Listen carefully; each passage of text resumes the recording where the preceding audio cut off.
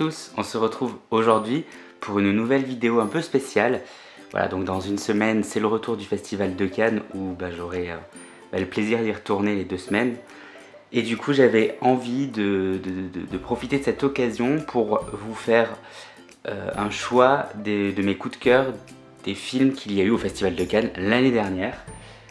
Et donc du coup voilà, on va commencer. Si on commençait immédiatement avec la Palme d'Or, donc Sans filtre, Triangle of Sadness de Ruben Östlund, donc qui avait fait The Square. Comment vous vendre ce film sans trop le spoiler? C'est l'histoire d'un mannequin, enfin de 2 mannequins qui se retrouvent sur une croisière, sur un bateau de croisière, où il va se passer pas mal de choses. Les rôles vont s'inverser, les plus grands vont devenir les plus petits vont devenir les plus grands, et tout ça c'est tellement absurde mais c'est génial en même temps que je vous recommande Sans filtre. Je fais exprès de pas trop en parler parce que c'est facilement spoilable, et le spoiler c'est vraiment se gâcher le plaisir du premier visionnage. Voilà, du coup je vous recommande vraiment cette Palme d'Or Sans filtre. Je pense que ça plaira pas forcément à tout le monde, mais ça vaut le coup d'essayer. Ensuite j'ai envie de vous présenter Decision to Live de Park Chan-wook, donc qui avait fait pour l'un des plus connus, bon c'est écrit Old Boy, mais aussi Mademoiselle, que j'avais vraiment apprécié. Donc celui-ci a eu le prix de la mise en scène. Donc c'est l'histoire, je l'ai pas revu du coup depuis un an, mais c'est l'histoire d'une enquête. Voilà, donc c'est écrit que voilà, un homme est mort au sommet d'une montagne, et de suite c'est sa femme qui est soupçonnée. Mais le problème c'est que l'enquêteur va tomber amoureux plus ou moins de cette femme-là, et du coup forcément ça va être un petit peu compliqué pour lui de la condamner. Voilà, très beau visuellement, tout ce que fait Park Chan-wook c'est toujours très beau. L'intrigue est aussi géniale. Je me souviens avoir pris une petite claque en le voyant au festival, celui-ci. Donc voilà, je l'ai ajouté à ma collection, et j'espère pouvoir le revoir assez prochainement. Voilà, je vous recommande Decision to Live. Alors je vais faire exprès de rester un petit peu dans ce genre de cinéma là pour essayer un peu de regrouper tous les ciné... Enfin, pour essayer de regrouper un peu les choses, pour pas que ce soit une vidéo un peu désordonnée. Alors ensuite, Les Bonnes Étoiles de Koreeda, qui a eu le prix de l'interprétation masculine. C'est quand même aussi, c'est un grand acteur, hein, alors j'ai malheureusement pas son nom, mais on l'a vu dans plein de Bong Joon-ho, The Host par exemple, mais surtout Parasite. C'est un très grand acteur. Et du coup, ce film, c'est par une nuit pluvieuse, une jeune femme abandonne son bébé. Il est récupéré illégalement par 2 hommes, bien décidés à lui trouver une nouvelle famille. Lors d'un périple insolite et inattendu à travers le pays, le destin de ceux qui rencontreront cet enfant sera profondément changé. Film extrêmement touchant, très drôle. Et pareil, ça a été un de mes coups de cœur du festival. Alors je vais pas trop en parler non plus, c'est un peu comme Sans filtre. Il y a beaucoup de films qui vont être compliqués de beaucoup le vendre sans le spoiler. Mais j'ai vraiment envie de vous laisser découvrir Les Bonnes Étoiles si vous aimez un petit peu tout ce qui est comédie dramatique. Ensuite, j'ai envie de vous présenter Armageddon Time de James Gray, qui est complètement un film autobiographique. Donc voilà, alors lui c'est le premier film que j'avais vu, enfin deuxième film que j'avais vu au festival, donc ça commence à être un peu lointain dans mes souvenirs, mais je l'avais trouvé très touchant.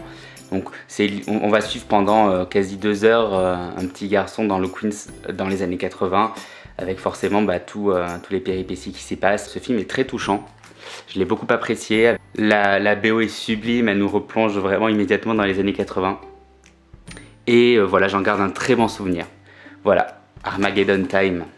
Ensuite, 3000 ans à t'attendre de George Miller, donc à qui on doit entre autres Mad Max. Donc lui, quand on l'avait vu au festival, on s'attendait pas trop, on ne savait pas trop ce qu'on allait voir en fait. On avait juste l'affiche et on savait vraiment pas le contenu. En soi, c'était un peu fouillis. On n'avait pas de bande-annonce. Enfin, souvent à Cannes, on n'a rien, hein. On va voir les films un peu à l'aveugle. Donc du coup, au moins, ça permet de pas être spoilé et puis de vraiment avoir l'effet de surprise. Et en parlant de surprise, celui-ci c'en était une. C'est voilà, un petit peu un Aladdin, hein. Il y a le personnage du coup de Tilda Swinton qui chine un petit peu dans les marchés, qui va trouver une sorte de flacon de parfum, je crois, si je dis pas de bêtises. Bon voilà. Et un jour chez elle, elle va réveiller un génie qu'il y a à l'intérieur, joué par Idris Elba, qui va lui raconter un petit peu toute la vie qu'il a eue dans ses précédentes vies, enfin voilà. Et forcément il y a une histoire de vœux, etc. Enfin pareil, encore une fois je veux pas trop le spoiler, mais visuellement c'est très beau et j'en garde un très bon souvenir, donc j'ai hâte de revoir ça à l'occasion. Voilà. Ensuite, les autres films, alors qu'ils sont pas forcément français, on va vite passer dessus parce qu'il n'y aura pas besoin de les présenter éternellement. Forcément, Top Gun Maverick, quelle claque celui-ci au cinéma. Très bon souvenir, enfin voilà, hein, on le présente pas, hein, vous êtes d'accord, tout le monde l'a à peu près dans sa collection, tout le monde l'a à peu près vu, tout le monde l'a à peu près aimé. C'est vrai que nous, exploitants, enfin moi qui travaille dans un cinéma, c'est vrai que c'est un film qui a vachement relancé l'engouement des spectateurs pour retourner en salle et c'était vraiment trop bien. Donc voilà, Top Gun Maverick. Et ensuite, dernier film, coup de cœur du festival, mais lui, est-ce que j'ai vraiment besoin d'en parler? Bah oui. Le film pour lequel j'allais vraiment au festival l'année dernière, Elvis de Baz Luhrmann. Alors voilà, je sais que tout ce que fait Baz Luhrmann divise assez parce que c'est un rythme de réalisation assez vif, hein. Mais Elvis, apparemment, tout le monde a l'air d'être à peu près d'accord sur sa réalisation. Et ça, c'est beaucoup trop bien. Parce que quel coup de cœur, celui-ci aussi. Voilà. Donc forcément, un biopic sur la vie d'Elvis Presley, joué par Austin Butler, qui est juste incroyable dedans. Voilà, j'ai pas grand-chose à dire de plus dessus, hein, parce que tout le monde en a entendu plus ou moins parler. Et ensuite, on va passer au film français, dont Un banquier belge. Et on va commencer avec le film d'ouverture, qui était une très grande surprise, Coupé, de Michel Hazanavicius, à qui on doit les 2 premiers OSS 117, entre autres, pour citer qu'eux, qui se rapprochent quand même de Coupé. Donc c'est un remake de Ne coupez pas, qui est sorti, c'est un film asiatique avec un tout petit budget. Et du coup, alors, très compliqué d'en parler sans spoiler, mais en gros, c'est un tournage de film de zombies qui tourne un peu mal, où justement, des vrais zombies vont commencer à envahir le plateau. Voilà, dit comme ça, c'est pas super, ça donne pas forcément... Enfin, on sait pas trop ce que ça vaut.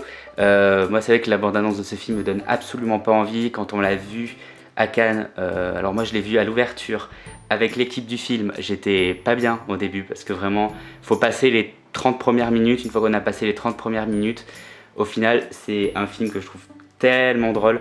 Mais voilà, tout ça pour dire que vraiment les 30 premières minutes, on était là dans la salle en mode waouh, c'est gênant.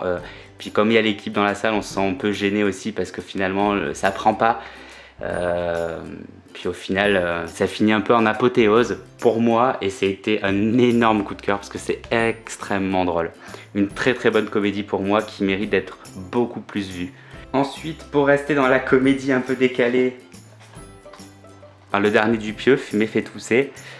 Bon alors les films de Dupieux ils sont toujours assez spéciaux, hein, mais bon désolé on va pas...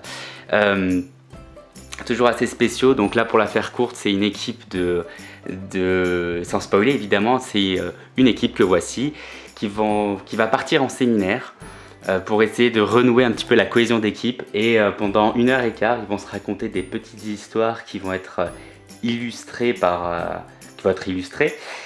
et c'est tellement absurde que ça en devient génial. Petite mention spéciale à l'histoire avec Blanche Gardin qui voilà, cette petite scène et cette petite histoire est vraiment géniale. Voilà, si vous aimez un petit peu le décalé, l'absurde, n'hésitez pas à regarder Fumer fait tousser, c'est vraiment drôle. Pour moi c'est le meilleur Dupieux. Alors ensuite, une très bonne surprise, L'Innocent de Louis Garrel. Alors, une mention spéciale à Noémie Merlan qui joue extrêmement bien dans ce film-là. Donc vite fait, l'histoire, c'est l'histoire de Abel qui est joué par Louis Garrel, qui va qui a sa mère qui passe la soixantaine, qui à chaque fois n'a eu que des relations avec des taulards, des prisonniers. Et le dernier qu'elle va rencontrer va un petit peu bouleverser la vie et les plans d'Abel justement. Il va devoir se confronter à réaliser un braquage un braquage avec son beau-père pour diverses raisons que je ne citerai pas. Mais c'est vraiment très drôle, c'est bien foutu. La mise en scène est vachement intéressante. Ça a été un petit peu la surprise pour tout le monde de ce que j'avais entendu au festival. Moi, je n'étais pas allé le voir pour le coup. Je l'ai découvert en salle plus tard, suite au retour. Et franchement, j'ai pas été déçu. La preuve, hein, il rentre dans la collection. Donc voilà, n'hésitez pas. On fait vraiment de bonnes comédies en France, mine de rien. Il n'y a pas que les Qu'est-ce qu'on a fait au bon Dieu, enfin voilà, sans ne citer que eux, enfin que ces comédies-là, pardon. Voilà, n'hésitez pas à vous laisser un petit peu tenter par l'innocence, ça vaut le coup. Ensuite, j'avais envie de vous présenter Mascarade, qui est le dernier film de Nicolas Bedos que j'apprécie beaucoup en termes de réalisation. J'ai vraiment pris une claque devant La Belle Époque, il me semble que je vous l'avais présenté à l'époque, justement. Et la Mascarade, du coup, on y retrouve surtout Pierre Ninet et Marine Vact, qui ont... c'est un petit peu... je sais pas si je vais pas dire de bêtises, mais c'est un petit peu une sorte de Bonnie and Clyde à la française. Donc les deux personnages, donc ceux de Pierre Ninet et Marine Vact, vont finalement tomber amoureux l'un de l'autre. Ça va devenir des arnaqueurs en herbe et ils vont essayer d'arnaquer leur partenaire entre guillemets de vie. Donc Marine Vact, le personnage de François Cluzet, et Pierre Ninet, le personnage de Isabelle Adjani.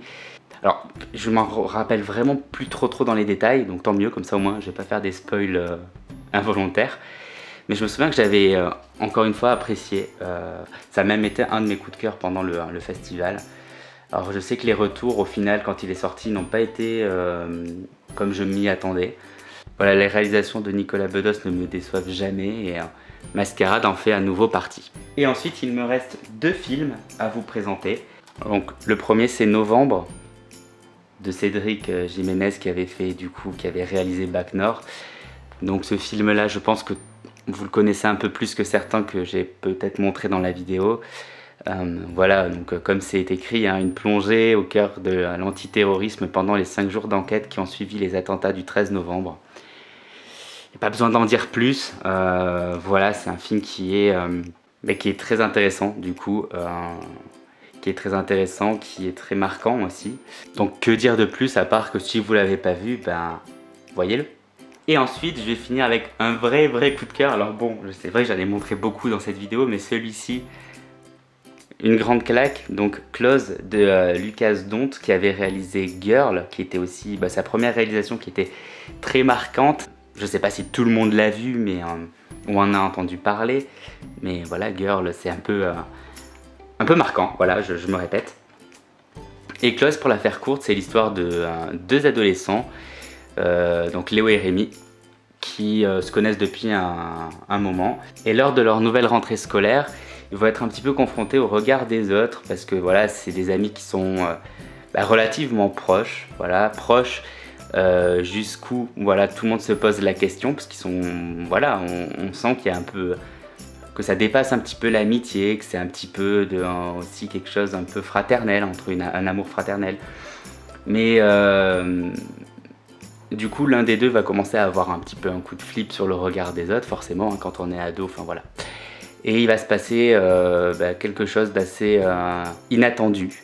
Voilà, un événement impensable les sépare, hein, comme c'est écrit. Et du coup, voilà, comme le dit si bien la dernière phrase du synopsis, Léo se rapproche alors de Sophie, la mère de Rémi, pour essayer de comprendre. C'était très compliqué de parler de ce film sans trop en dévoiler. Donc merci au résumé pour le coup, enfin au synopsis. Mais Close, quelle claque en tout cas. Alors n'hésitez pas à vous laisser tenter. C'est un film extrêmement bouleversant, touchant et extrêmement bien joué parce que bon, faut pas oublier que c'est aussi des acteurs qui débutent et qui sont très jeunes et qui sont très bons dans leur rôle. Bon, après il y a Léa Drucker et Émilie Dequesne qui sont dedans, qui sont voilà, un peu plus forcément connus. Mais voilà, film incroyable que je me répète, que je vous recommande encore et encore. Voilà du coup pour la sélection de films que j'avais envie de vous montrer de l'année dernière, enfin de la sélection officielle du Festival de Cannes de l'année dernière, de 2022. J'espère que cette vidéo vous aura plu, que vous aurez découvert quelques films, que certains films vous auront donné envie. N'hésitez pas à me dire d'ailleurs lesquels dans les commentaires. Même si vous en avez vu certains, n'hésitez pas à me dire lesquels également. Je suis extrêmement curieux de savoir ça. N'hésitez pas du coup à lâcher le commentaire, le pouce bleu et à vous abonner si ce n'est pas déjà fait. Et puis moi je vous dis à bientôt. Ciao tout le monde!